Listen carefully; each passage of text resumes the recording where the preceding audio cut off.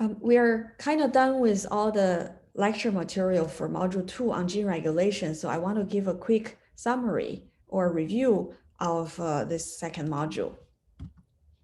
We started with introducing transcription regulation, how transcription factor binding at the promoters or enhancers and interact with the polymerase at the transcription start site to kick off the polymerase to start elongating and start transcription. And in order to really find transcription factor motifs in the genome, or your input sequence, say a group of co-expressed genes, we first need to understand how transcription factor motifs are represented.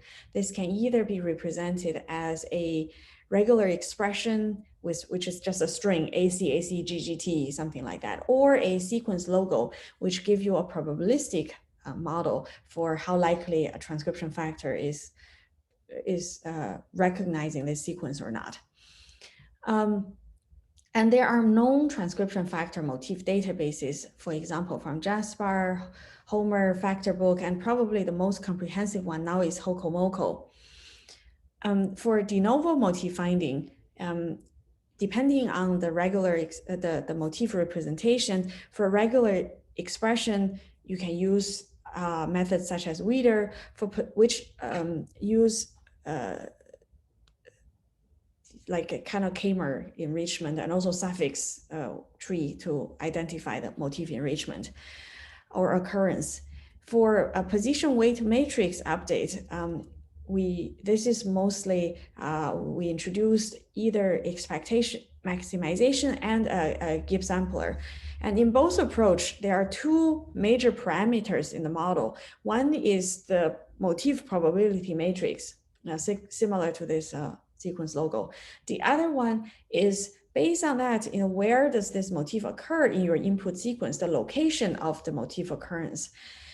For these two parameters, given one, you can actually get the information for the other. But at the beginning, we don't have information on either.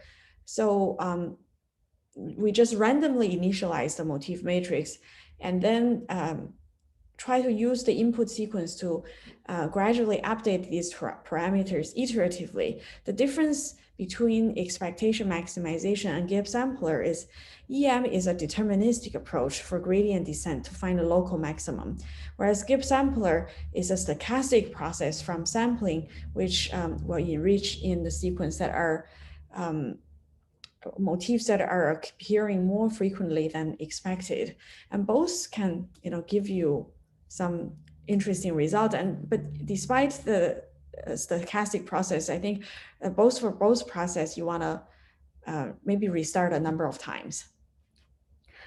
So these kind of algorithm worked quite well in bacteria and yeast, maybe in C. elegans, but for vertebrate genomes, zebrafish or mouse or human, those methods don't work very well because the coding sequence is only like 2%.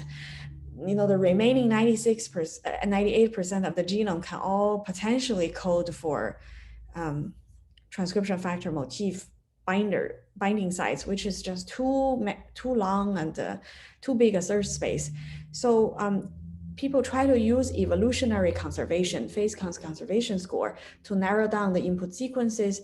They can also look at the same motif that appear in proximity to each other, or even different motifs, combinatorial motifs that are appearing in proximity to each other to reduce the search space and improve signal to noise. But what really worked well in understanding transcription factor motif or transcription factor binding sites is the new technique, ChIP-seq. And so basically, this is a way to use antibody against a particular transcription factor to find genome-wide where this transcription factor bind in a particular cell condition. And you end up with a FASTQ file.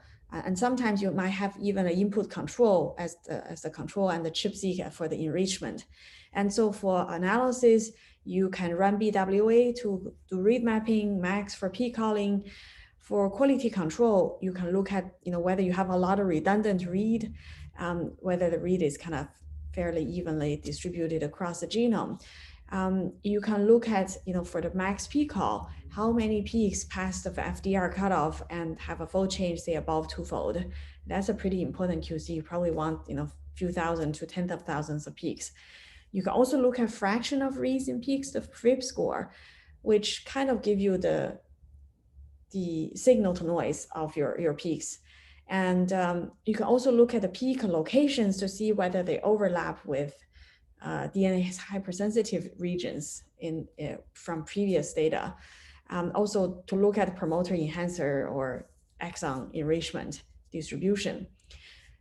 Finally, the peak regions should be in evolutionarily fairly conserved region and also are enriched in the motif of your TF based on the family, this family of transcription factors always say GATA motif is GATA, and do you see that GATA motif enriched in the data? For after the peak calling, we know that ChIP-seq actually give us very good knowledge of what this transcription factor might be interacting with, because the interaction might really influence the role of this transcription factor, what pathways, what it really does to regulate nearby genes. And so for that, you can either use motif analysis to look at what other motifs are also enriched in the TF of interest. And so for that, you can use HOMR or MEME or Cystron, or you can look at ChIP-seq overlap with previously generated ChIP-seq in the public. And for that, you can use CystronDB to see your peak sets has, what are the significant overlap with other ChIP-seq to guess, okay, my transcription factor might be interacting with another factor of interest. And because motif and the ChIP-seq for the same family of transcription factors, usually there are significant peak overlap. So you might also need to use expression data to help you really fine tune the specific member of the transcription in the family, whether it's GATA3 interacting with FOXA1 or whether it's GATA5 interacting with FOXA1 and so on. And then another important task to do is to look at transcription factor direct target genes. And so for that, based on the ChIP-seq binding peaks, you first can generate a regulatory potential, which is kind of the weighted number of binding sites near this transcription start site of this gene, and weighted by the distance. And so here we found that as long as you cut off by twofold change, pretty much all the peaks nearby are important, weighted by the distance. And the binding strength, whether it's a 5-fold or 10-fold or 50-fold, probably doesn't matter as much, but you could weigh by the epigenetic signals, such as the level of K27 acetylation in that particular binding site. That, the reads in that peaks actually matter. You can also use DNase or ataxic signals near that or on that particular binding site. You could also consider the TAD boundaries, or because we know that if, say, you have, say, these two binding sites nearby, if purely by distance, this binding site that's close to the transcription start site should have a stronger effect. However, if there is a CTCF binding, or a TAD boundary right here, which is kind of insulating the ChIP-seq binding to the transcription start site, that might have some effect. So even this binding site that's a little further away might have a stronger effect on this gene, whereas the other one, which is kind of outside the TAD, is no longer influencing the expression of this gene. You can also use Hi-C data to see what kind of promoter enhancer are interacting with each other. Although Hi-C data for enriching promoter enhancer interaction, so far we don't really have very good resolution to link the promoter to the enhancer. At least for most of the TF binding sites, you just don't have enough resolution. So these are coming from the binding, these are coming from epigenetics. Also, we look at the differential expression. When the factor is active versus inactive, what differential genes are there? And then by linking the regulatory potential and the differential expression, you can do a rank product to get the strongest direct targets to the weakest. And with that gene ranking, you can cut out the top ones for gene ontology analysis or gene set enrichment analysis. And then because we see that the same transcription factor in different cells can bind to very different locations, this opened up the question that epigenetics might play an important role in deciding where a particular transcription factor would really bind in a particular cell condition. And so there are different levels of epigenetics. The very first level is DNA modification directly, which is DNA methylation. And this is kind of a dynamic process. You can methylate the DNA, you can also demethylate the DNA. And in the cell, we usually just get a snapshot. And for that, we talk about bisulfite sequencing, but there are also other way to just enrich for the regions that have DNA methylation and just sequence that. Also, for that, you can, again, look at read mapping. You can look at the percentage of methylation in each particular location, and at least see where DNA are methylated in general.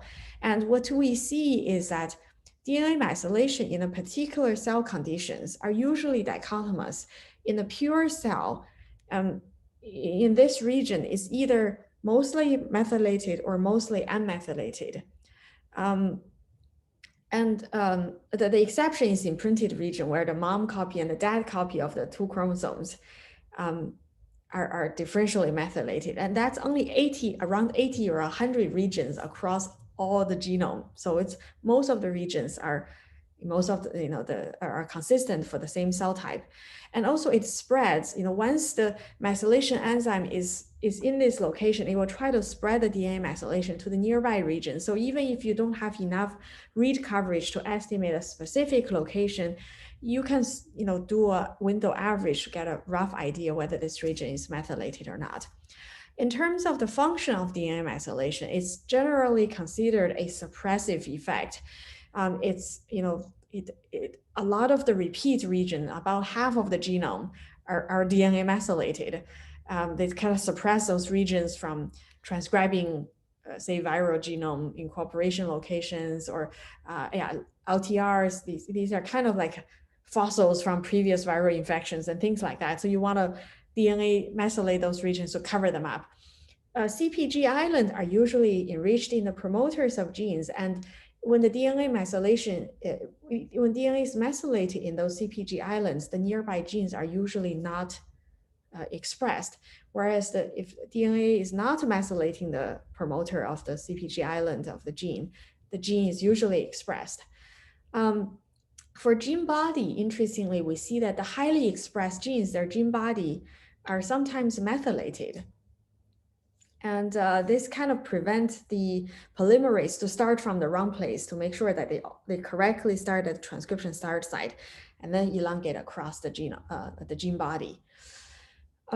Enhancer can also be methylated. And when the enhancer has DNA methylation, very often transcription factors cannot bind to that region. So you can see in general, DNA methylation suppress binding, suppress gene expression, suppress transcription start site from going to those locations. And there are many cases where DNA methylation goes awry, misregulation in this, especially for example, in cancers. What we see is that globally, the repeat regions, these repeat regions are less methylated. So you see a lot of LTR regions being transcribed. And also in the specific CpG islands, you sometimes see a hypermethylation. So the genes that could be expressed are no longer expressed, so they get suppressed.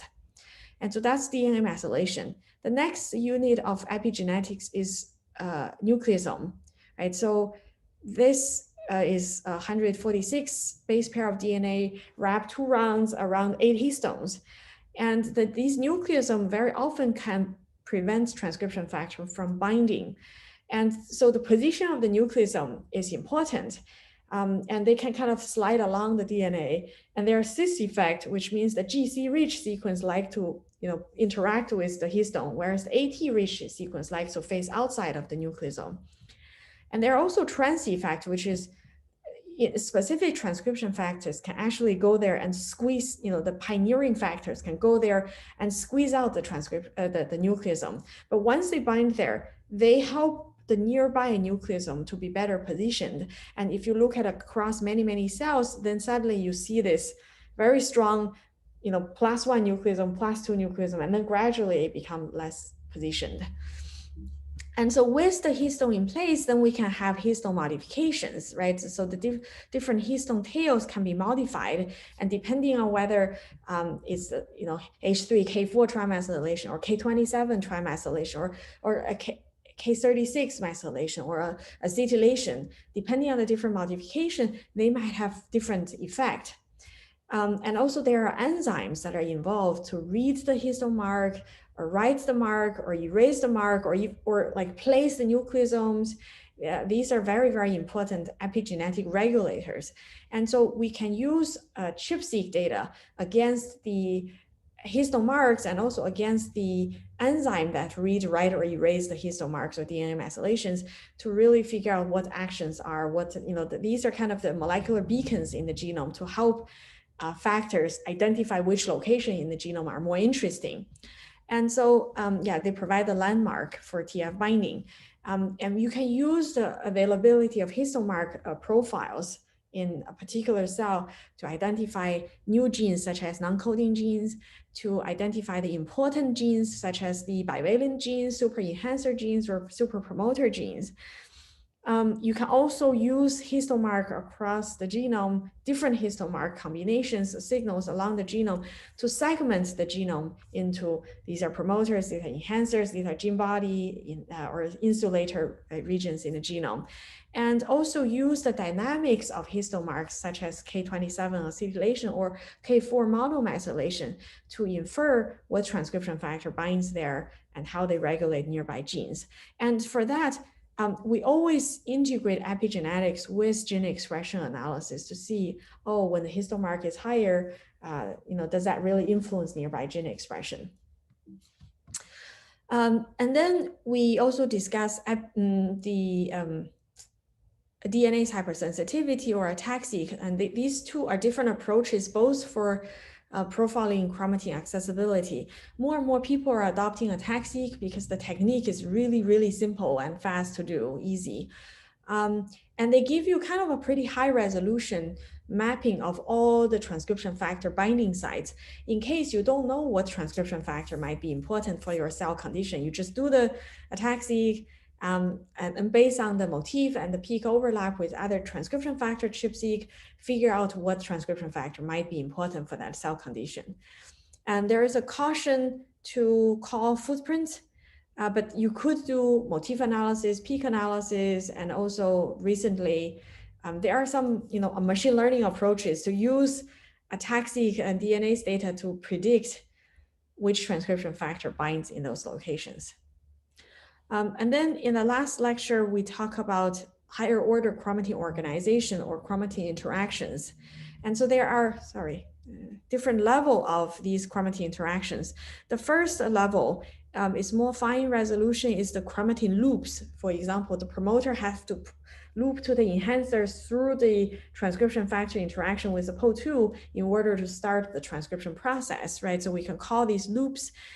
We can also call the TAD domains like this, which basically within say a 200 base pair, 200,000 base pair region, you see a lot of interactions with each other in kind of a little blob in here, but then they don't really interact a lot with a nearby blob, and so these usually are in the these loops usually happens within the TAD domain. And so that's why our regulator potential usually look at say 100 kb away, because it's 100 kb away from upstream and 100 kb away from downstream. And so usually the chromatin domain is about 200, 250 kb along, and a lot of interactions between, but not so many interactions across. And then another level is based on the Hi-C data, we can look at chromatin compartments. And so the B TADs are kind of repetitive sequence in the genome or not so active regions in the genome, whereas the A TADs are kind of more active regions in the genome. And so And we know that cohesin are important in forming these chromatin domains. They're like motors to kind of examine the regions that are interesting. And very often in the TAT domain boundaries, we see the CTCF binding sites, and they are also called insulators in the genome.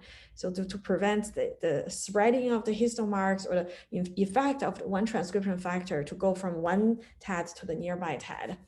And so the loop extrusion is just one model for how these chromatin domains and the TAT domains are established. Okay, so these are very important knowledge to understand how genes are regulated. And as we mentioned, epigenetics and transcription factor binding is kind of a chicken and egg problem. They influence each other, and of course, they all try to work together to influence nearby gene expression. And then we discuss hidden Markov models, right? So first there's the IID process, which are all independent. They have nothing to do with nearby sequence. Whereas Markov model is the state of one particular time point, depends on the previous state, time point state, or maybe second order or third order Markov, which it depends on the previous second, two or three time points state. And to understand hidden Markov model, we need to understand the different elements, right? There is the observations, in a coin flip model, we have the head and tail of the coin. The hidden states are whether you're using fair coin or biased coin, and there are distinct time points, right? And then for the hidden Markov model, we have the initial probability of picking a coin, the transition probability of changing from one coin to the other, and the emission probability, which is the probability of seeing a head or tail based on the coin you have. And then we talk about three different problems. The first is, what's the probability of seeing a particular string of events happening? And so we discussed the forward and backward procedure. Both are using the dynamic problem approach, trying to use the previous calculation to help with the next calculation. We can also try to infer the hidden states. What are the hidden coin that we're using in order to see a particular string of coin flip results?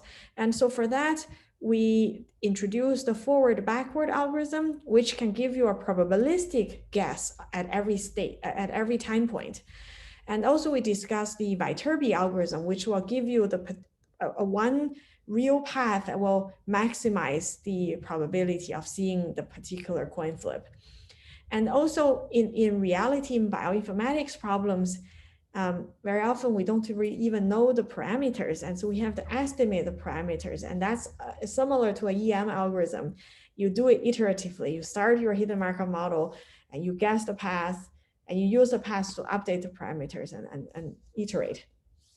And so for bioinformatics, there are many good applications for hidden Markov model.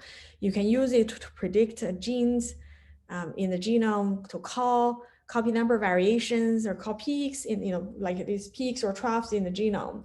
You can use it to annotate CPG islands in the genome, to identify the TAD boundaries, to segment the genome for annotating them as promoters, enhancers, and insulators, or and also to predict protein secondary structure. And so many useful applications. So that's the topic so far.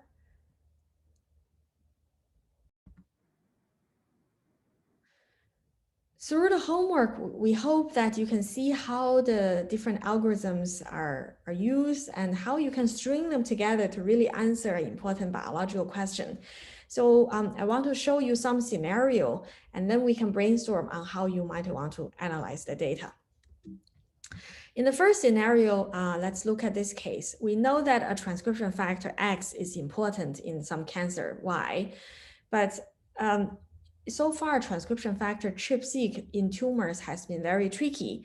And say you have a collaborator, they generated this transcription factors ChIP-seq data in a cancer cell line, not in tumor samples, so they can grow a lot of cells. They also generated the RNA-seq data in the same cell line when they have the factor active versus when the factor is inactive. Say they do a knockout of the TF. And so they generated expression. You don't usually do ChIP-seq when the factor is inactive because you just don't really get anything. And so you have 2 RNA-seq and 1 ChIP-seq data. And so how do we go about analyzing the data? We usually start with QC and the raw, like pre-processing, right? You map the reads, look at RNA-seq quality, and you call peaks, and look at your signal to noise. Are you calling enough peaks? And make sure you get rid of batch effect in the RNA-seq. And then we can look at the comparisons, which is like more differential expression. I think I have, sorry, I forgot to mention this. You want to look at the differential expression using DESeq, look at what pathways or genes are enriched.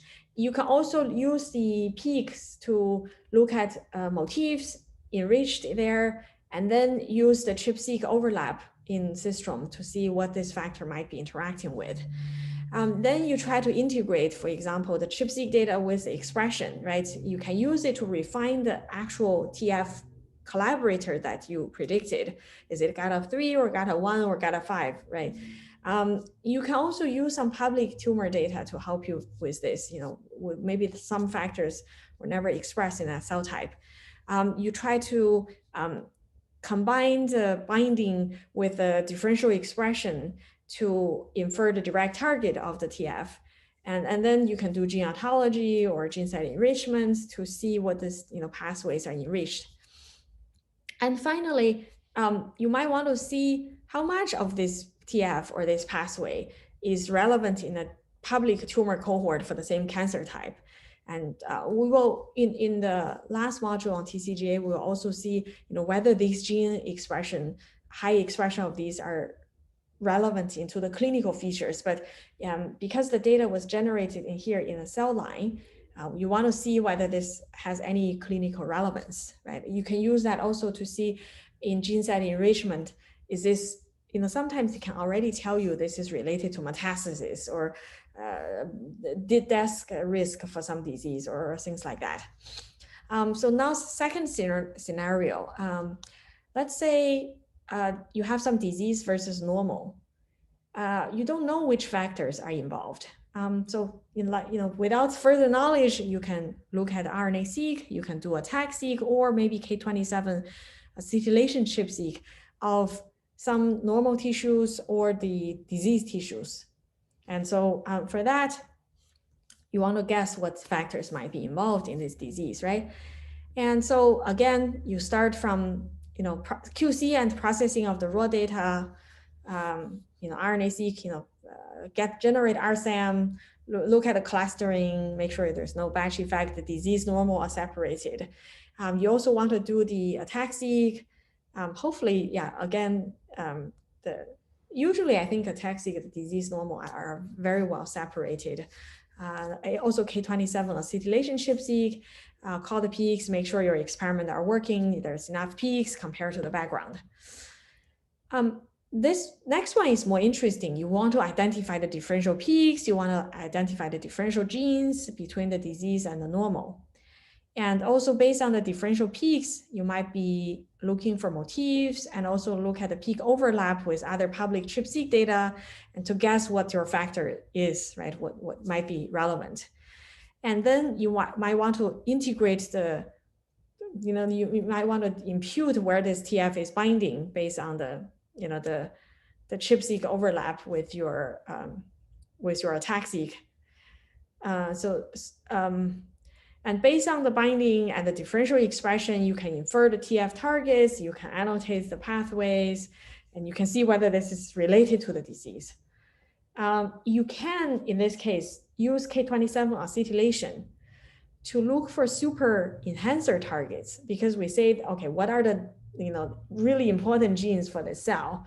And you can ask, what genes are like a unique super enhancer in the disease state compared to the normal state? What are the upregulated genes between the normal versus the disease? what's the upregulated genes in the disease compared to the normal. And you can see, potentially the K27, if a gene is upregulated and it has a super high K27 acetylation in the disease, those genes might be super important. And you can see whether that pinpoints to the TF you are interested in. And then you might examine other public data on this disease and do gene set enrichment to see, what other public annotation you can get for your data of interest. And you might follow up by some experimental validation. If you think this gene is super important for that disease, you knock out the gene. Do you see the cell differentiating back into the normal state, or do you see the cell die, maybe in the cancer setting? To validate also the TF that you predicted are super important for the cell. The third scenario is, let's say this is the myeloid cell. This is one blood cell lineage. They can be differentiated into monocyte and neutrophil, so platelet, erythroid. This is red blood cell, and just different cell types. And let's just think of the case which we want to see what is involved in here. We potentially generate RNA-seq, histone-mark ChIP-seq, TAC-seq, but let's just say we also generated Hi-C data and the DNA methylation in all the conditions. So there's a very expensive experiment. And so you might also want to start with QC and processing of each data separately. So like RSAM, mapping, REES, and MAX. So for Hi-C, you learn in the class how to kind of at least figure out what kind of interactions happen. You might be able to call some TAD domains in the data and see whether the TAD domain boundary change, and also during the differentiation. So that's kind of, more in the differential analysis to see, what's the difference between this stage and the more differentiated stage here, or basically, you compare the father with the son, or you compare with the siblings. What is the difference of the adjacent conditions, right? What are the differential genes on RNA? What are the differential peaks on the ChIP-seq and the TAC-seq? What are the changes in the TADs? You will see that most of the TADs are really conserved, but you never know, maybe there are some small changes here and there. Do you see the compartment change? That's B TADs now becoming A, meaning that this region is from overall more silent to our overall more open regions. Also, DNA methylation. It could be that as you differentiate, new sites are being activated and then the old sites are being silent or bisulfite sequence methylated, or sorry, by DNA methylated from your bisulfite sequencing data. And so you can look at those differentials. And then next one is to integrate. How do these are associated with each other? What is the, I think you probably will see that when DNA is methylated, the histone mark is the active histone mark decrease and the repressive histone mark increase. Usually with DNA methylation, the nearby genes are lower. And when you have the compartment that change from B to A, the histone marks are more active, the genes are more active. And so you can look at what those regions are, what those genes are, and you can look at gene ontology and pathways, right? And what are the TFs that are involved, and do gene set enrichment of the target genes. And these are probably, in the normal stage, but if you want to go even further to look at external data, you say, now that I know how the myeloid cells normally are expressed or differentiating like this, in cases where I have a leukemia or something that we know maybe the cell is stuck in this progenitor cell and it can't go on, you can evaluate those public expression data and say, now I understand what happened there. Some factor is not turning on, therefore the cell is not differentiating, and they keep on staying in the progenitor or the stage and proliferate. So that's the general idea of how you want to analyze data. I hope you can appreciate that. You always start from the basic processing just to generate the mapping and the PCAUS and the expression index. And then you try to do some differential analysis. And a third stage is you try to integrate the different data types, binding with expression, with epigenetics. to refine your hypothesis. And finally, you try to get some external data to better understand the data you generated yourself. Okay, that's on the second.